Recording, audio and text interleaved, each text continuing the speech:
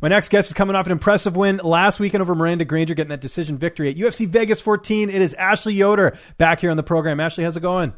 It's going. It's really good. It feels like summer again in Cali, so it's like 80 degrees outside. Maybe it's a sign. Maybe they're saying, "Hey, congrats on the win. It was a good performance there." Let's just talk about the fight. The game plan. What was it heading in there? Do you feel like you executed it? Actually, I was really disappointed in my performance, like to the point that like I really didn't enjoy my win as much as you would think I should have. Mm-hmm. Just a couple of things. As much as I was going in, I felt way better this fight. I felt more confident going into the fight. I felt even from weigh-ins, like everything went really smooth, fight week and things like that, even with all the chaos that was going around us. But I feel like there was a lot of mistakes I made that I was just being a little bit overprotective on not losing. And then I finally was like, third round, I was just like, you got to show them that you want to be here. And, so I know that if I could do it in the third, I should be bringing that in the first. So that's just a few things that like just being a little bit over careful. I came off 2 losses and I think in the back of my head, as much as I wanted to be like, let it all go, you're still kind of like, I need to be smart about this. And I think I was smart in a lot of positions. Like there was a couple submissions I didn't go for just because I had top position. I didn't want to leave it out of, question. So. Okay, fair enough. I mean, you're always your biggest critic, I think, in a lot of cases. And so, no, but that's good. I mean, it's obviously, if you've identified areas where you can improve on, it's only going to make you a better fighter. It's not like you went out there and said, perfect performance, got nothing to worry about, right? So that's good. Yeah, it's good to have self-assessment like that, which is good. What about Miranda as an opponent? Was there anything in the fight that surprised you that maybe you weren't expecting? No, just because I hadn't really ever seen her in person, like, I think weigh-ins, I was really surprised how, like, not that she's a big person, she's tiny, but like I'm pretty big, like big for the 150 weight class. Yeah. Her shoulders were broader than mine. I mean, my legs were a lot longer. It was just like I was kind of thrown off by like she had like a bit bigger body than me, So it was not that it like threw me off and like discouraged me or made me feel inferior because I train with guys that are way bigger than me. But it was just like, holy crap, how does she make 115? Like, yeah. But no, she's very sweet girl. So. Now, did the switch ups with all the bouts, because I think there was only 9 fights total with all the fights that fell off. I know you were telling me off air that like your fight got moved around because of that. Did that impact you at all? It didn't look like it in the fight, but you never know. For some fighters, they're like, I'm supposed to fight at this time, and then it gets switched up. That could, I imagine, that would kind of mess with you a little bit. Actually, all the way up until like they're like, oh, you're fighting next. I thought that I had one more fight before that fight, so I was like. But no, actually we have been training for about, like, before I knew it was an ESPN Plus card, we usually fight around like 5:30, 6. So we have been training those 5:30, 6 throughout my whole camp. So it actually worked out perfect. But then when we knew we were going to go earlier, which it was fine too, I didn't mind. And then like last minute just kind of got shoved around. I mean, really the only problem it had is my coach had bought an early flight out, thinking I was fighting at 3, and his fight was at like 6:30, so he had to like. Really, that's cutting it close. Regardless, I mean that's crazy. So yeah, he's like, if I lose this fight, a flight is fine. It was only $38, so I was like, all right. That's crazy. You guys have such cheaper flights in the U.S. than we do here in Canada. Like I know, for example, the fly from like Toronto to Ottawa, which is only like a 5-hour drive, it's like $200. It's ridiculous. So you guys got it made over there.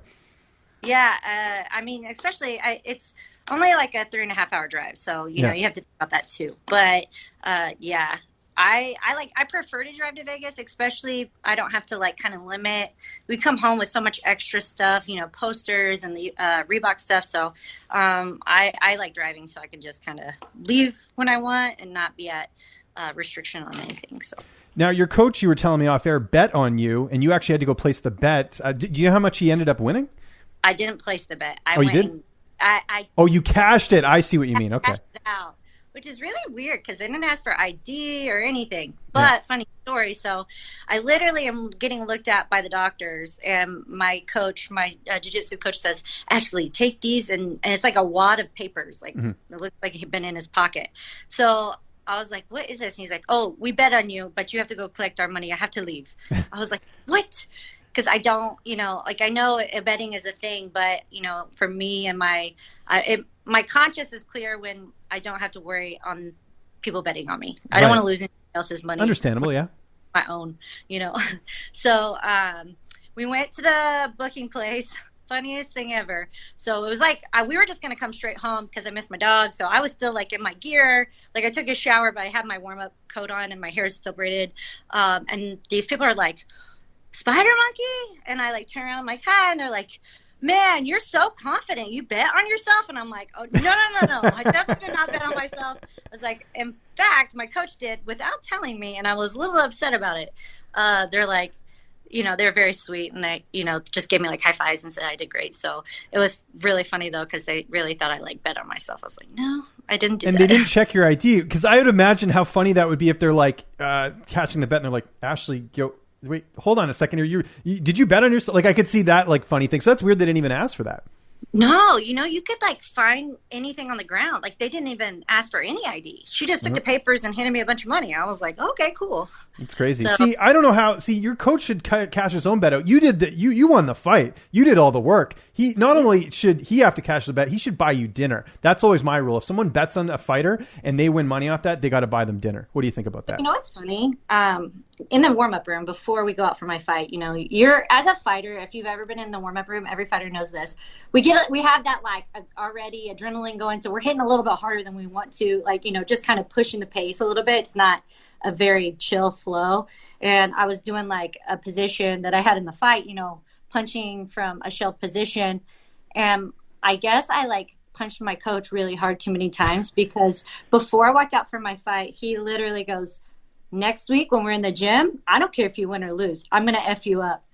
He's like, "I think you almost broke my nose." And I was like, oh my gosh. So he has to deal with things like that. My weight cut, he does a lot. Fair enough. Okay, I see what you're saying. I'll cash his check any day for him. But yeah. There you go. That's some good loyalty there. Okay, so one of the things that I've known in doing interviews with you is that you love memes. Now, I'm sure, I would assume, because if you're on top of all the memes, you've seen the photo of you and Miranda where you guys are tied up like a pretzel. Have you seen this? I have seen it. I've only seen one of the memes, but because I would figure you would be all over that and make like a cool caption. I haven't seen anything yet. I posted the picture and I put caption this, wrong answers only. Oh, okay. So there are some funny ones under there, but what's crazy about that position? She didn't have a triangle on me, but the reason I had to let go of her arm is because her leg was right across my carotid artery. Okay. I felt the pressure of like it would be if you were going out. So I was like, I had to actually let go of the submission attempt because of that. And I knew it wasn't around my neck, but it was the pressure of on the side that it was. It was one of those, you're not going to know you're going to go out. You're just going to go out. So I was like, I'm just going to start punching her in the leg, So those are little positions that like normal Ashley would be more scrambly. I try to get on top faster. But, in those first 2 rounds, I was very hesitant on losing any kind of position and giving the opportunity to lose the fight to decision. So, no, fair enough. Last question before we go here. I know you're going back home for the holidays. You're from Indianapolis originally, right? If I remember. Mm-hmm. Yes. So probably going to take some time off there. So I imagine probably not looking to fight till, next year, maybe like January, February. Is that kind of when you're looking at? Because you got to enjoy the time back home with the family, right? Yeah. I'm going to go back home for Christmas. And, with all these crazy, like they're doing travel restrictions right now. So I'm not sure if I can fly home. As of right now, Indiana's open. But like they just shut down California or California to New York. You can't fly to New York if you're from California. So they're being really, it's a weird time right now. And I'm like kind of living, being able to fight and have kind of a normal lifestyle in that sense. Like it's kind of making me nervous, but I only get to go home once a year. So hopefully, end of February, middle of February, I'll be able to get back in there March too, so.